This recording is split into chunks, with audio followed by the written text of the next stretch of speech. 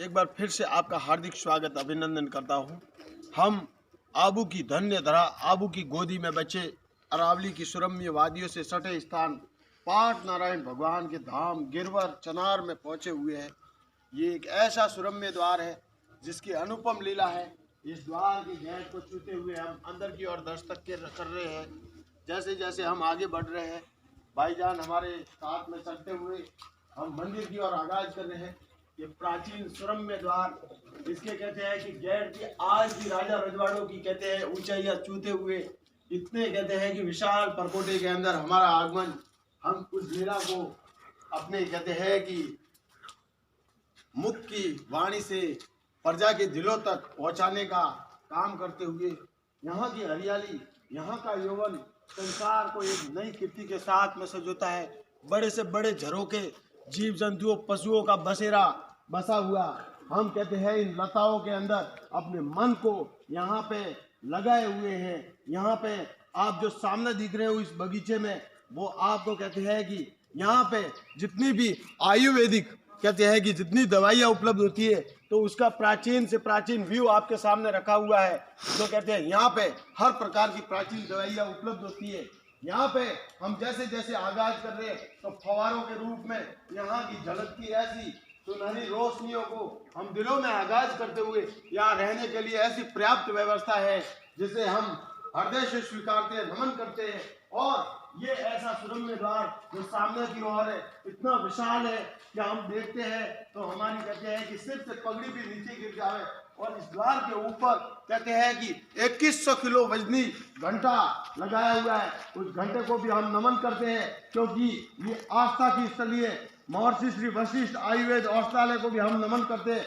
उन नमन करते हुए हम इन भव्य द्वारों को अपने दिलों में आगाज कर रहे हैं। आगाज करते हुए उस घंटे को भी आप प्रजा के दिलों में जरूर मैं लेके पहुंचूंगा।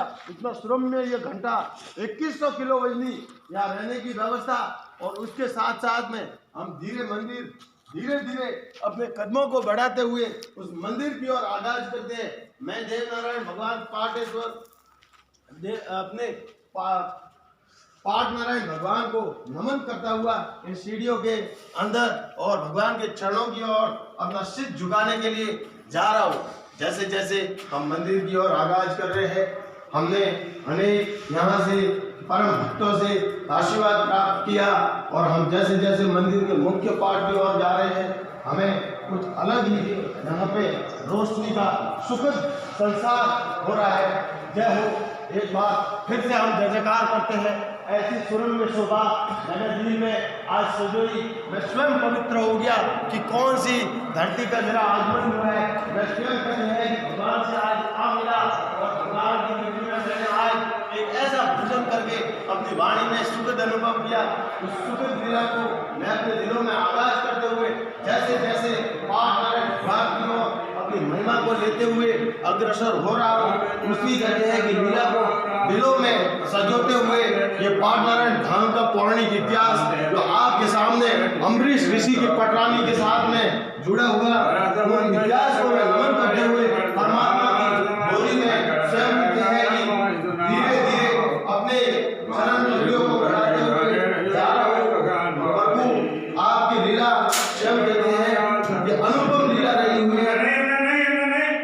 पाट नारायण भगवान की जय हो, आबू राज की जय हो, अपने अपने माता पिता गुरुदेव की जय हो।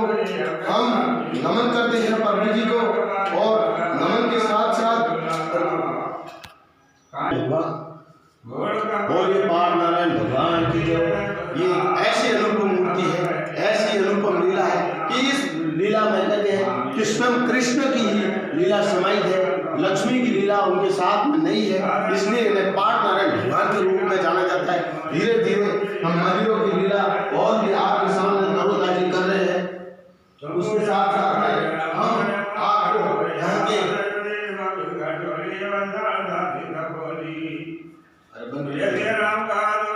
ऋषि की एक ऐसी अमृतमय लीला है कि यहाँ अमृत ऋषि की पटरानी जिन्होंने देखा कि जीवन में मैं इन आबू की वादियों में एक ऐसा भगवान का द्वार बनाने जा रही हूँ, उस द्वार को कहते हैं कि समय विशेष में ऐसा प्रफुल्लित होता गया दिनों दिन कि आज तक उसके बाद में यहाँ पे पाठ 24 घंटे जीवनांतर से पुजारियों के द्वारा किए जाते हैं, पंडितों के द्वारा उन पाठों को भगवान को अर्पित किए जाते हैं। उस लीला को मैं कैसे बताऊं कि पाठ नारायण भगवान का ये इतिहास क्या रहा, तो इतिहास को आपके सामने साकार कर रहा हूँ उन पवन वेगी चौकों के साथ में।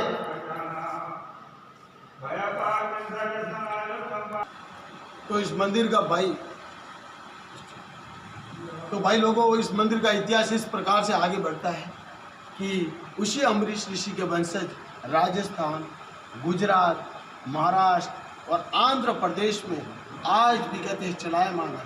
तो वो वंशज उसी टाइम से आज तक नित्य उनके पाठों उत्सव मनाते रहते हैं, इसलिए इन्हें पाठ नारायण भगवान के रूप में जाना जाता है। अब कथा इस प्रकार से आगे बढ़ेगी कि उस कथा का यहाँ जन्म ऐसे आगाज होता है कि यहाँ मूर्ति में सिर्फ कृष्ण की ही पूजा क्यों होती है। तो कृष्ण की पूजा होने का रिचर्स यहाँ सामने आता है कि समय विशेष में कृष्ण और स्वयं कहते हैं कि उनकी कहते हैं अर्धांगिनी, जो कहते हैं कि कृष्ण की जो अर्धांगिनी थी, जिन्हें अपन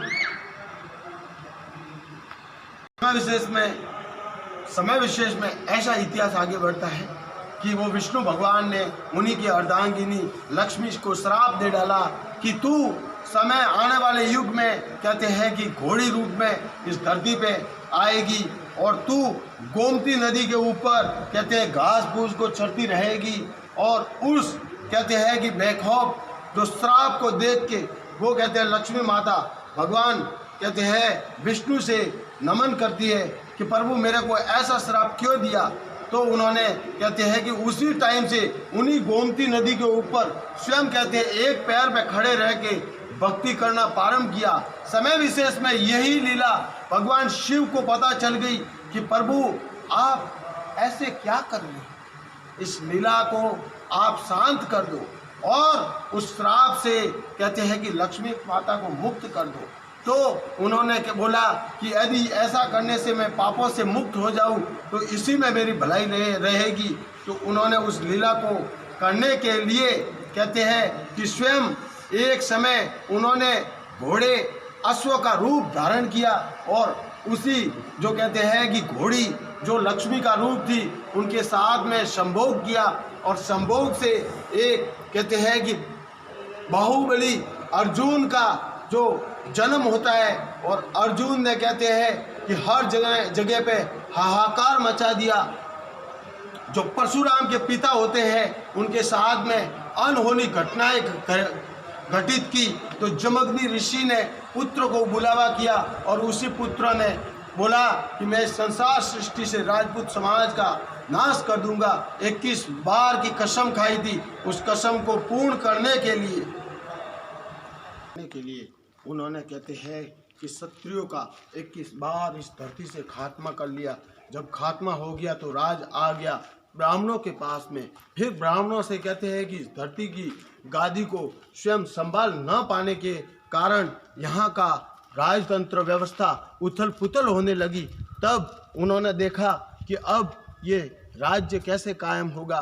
तो उसी राज्य को फिर से अंगीकार करने के लिए जो कहते हैं कि आबू राज को अपनी जगह पे कायम करवाने वाले गुरु वशिष्ठ जी जो राम जी के गुरु होते हैं, उन्होंने कहते हैं कि फिर से इस धरती पे क्षत्रियों की उत्पत्ति की। यही क्षत्रिय जो आगे इतिहास में चालुक्य, चौहान, परमार, प्रत्यार इन चारों राजवंशों के रूप में कायम हो गए और धरती पे फिर से छा गए और फिर से वो कहते हैं व्यवस्था सुगम और एक अच्छी से अच्छी इस धरती को शोभायमान करने वाली लीला बन के उमड़ पड़ी। इसके साथ साथ में यहाँ पे मंदिर की व्यवस्था हम दिल से आगाज करते हैं।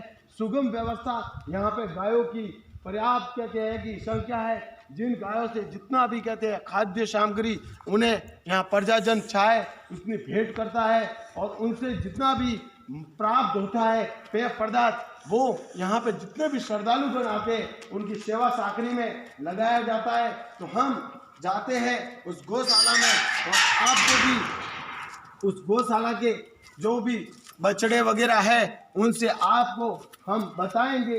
ये सुरम्य गौशाला है, कम से कम 200-400 गायों का बसेरा यहाँ रहता है।